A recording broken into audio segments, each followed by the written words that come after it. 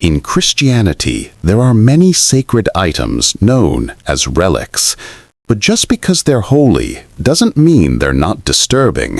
From an ornate gold statue housing the skull of Mary Magdalene, to the lost coins of Judas Iscariot, and even a burial shroud with an intriguing secret. But what are these relics? How do they work? And what secrets do they contain? Welcome back to Spotlight Secret. Across many branches of Christianity, but especially in Catholicism, relics are sacred objects that preserve the remains of holy saints.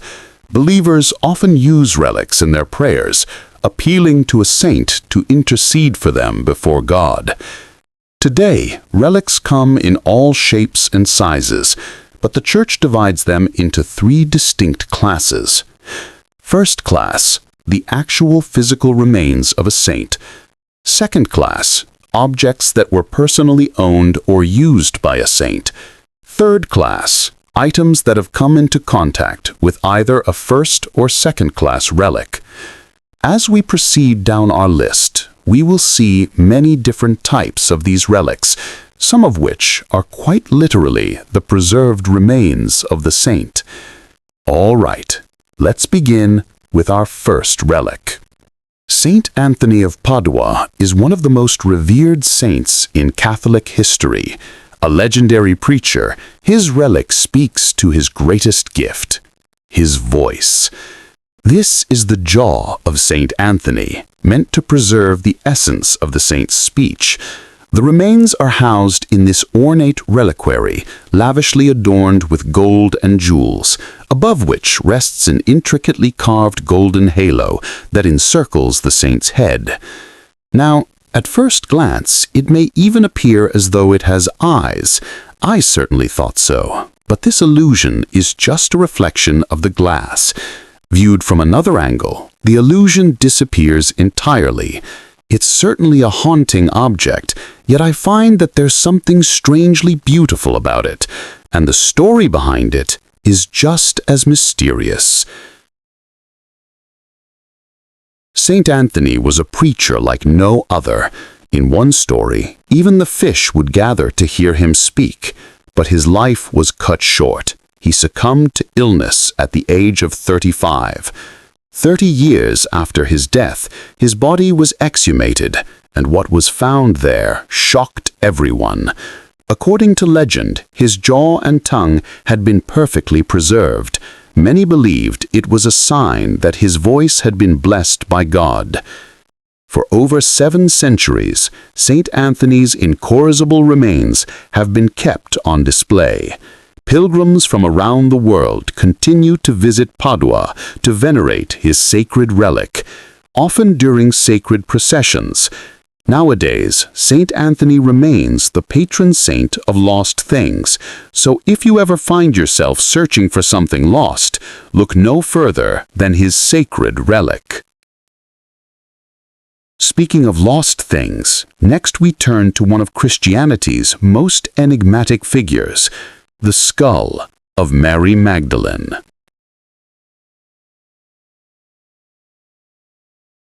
Beneath the crypt of a basilica in France lies a humble skull housed in a lavish gold reliquary. This is the head of Mary Magdalene, believed to be one of Jesus' closest companions.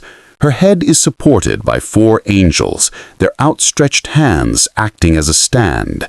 Taken as a whole, it's a truly magnificent artifact. Beyond its stunning medieval craftsmanship, this relic holds another intriguing backstory, and possibly the secrets of the saint herself.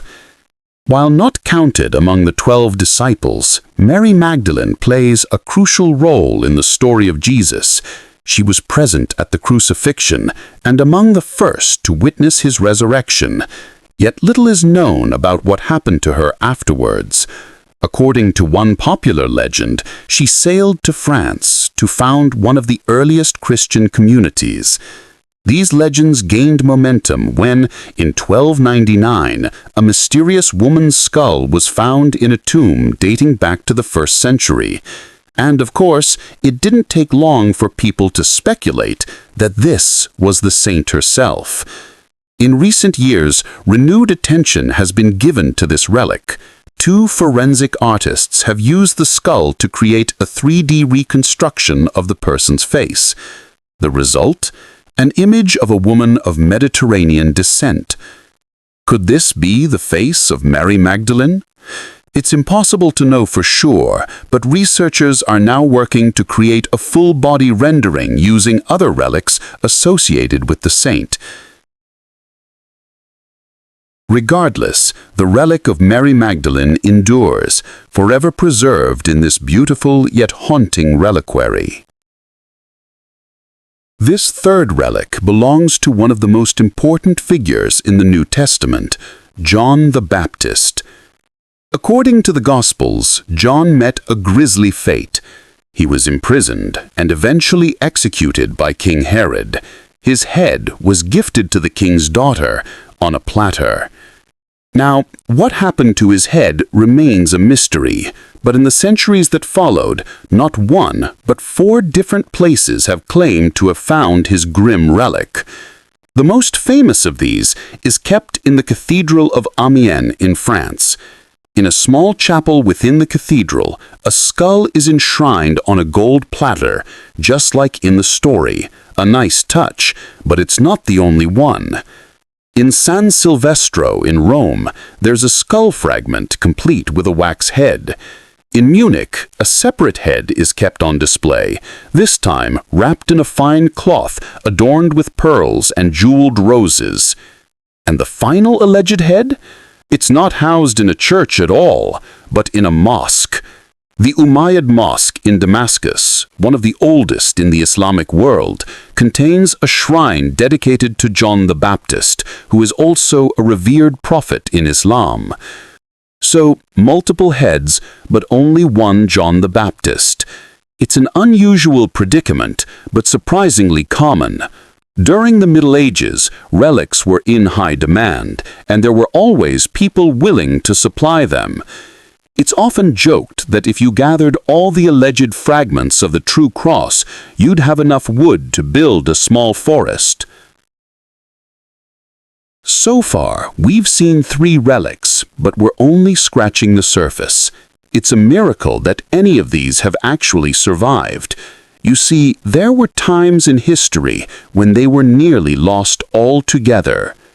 During the Protestant Reformation, many relics were viewed as idolatrous, seen to be contradicting biblical teachings against graven images. In those turbulent years, churches were looted and burned, Christian art was defaced, and countless relics were destroyed. In Catholicism, however, they were not seen to be a problem. In fact, the Church clarifies that believers do not worship the object or even the saint it belonged to. Instead, relics are venerated in order for a saint to pray on their behalf. Think of them as a spiritual aid. Of course, the debate over relics has persisted for centuries and will likely continue for many more. But few relics have garnered as much controversy as our next one. This 14-foot-long linen cloth has had a remarkable history. If you look closely at the fabric, you'll see the faint outline of a person.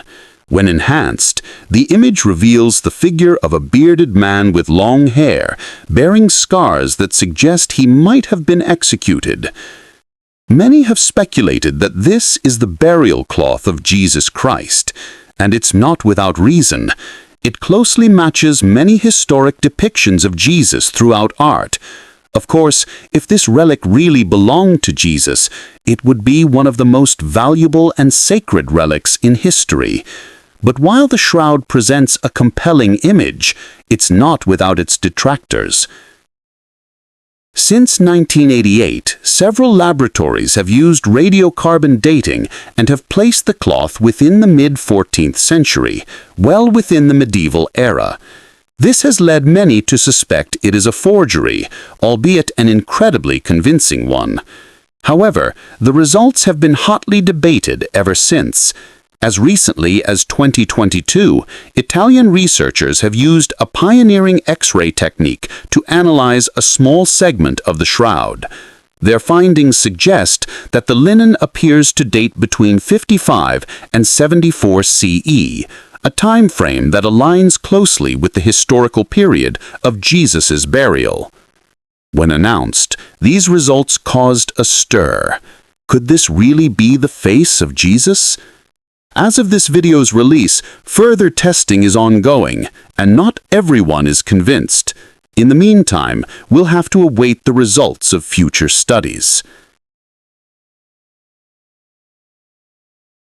This next relic is a vial of dried human blood, but one with a remarkable claim to fame.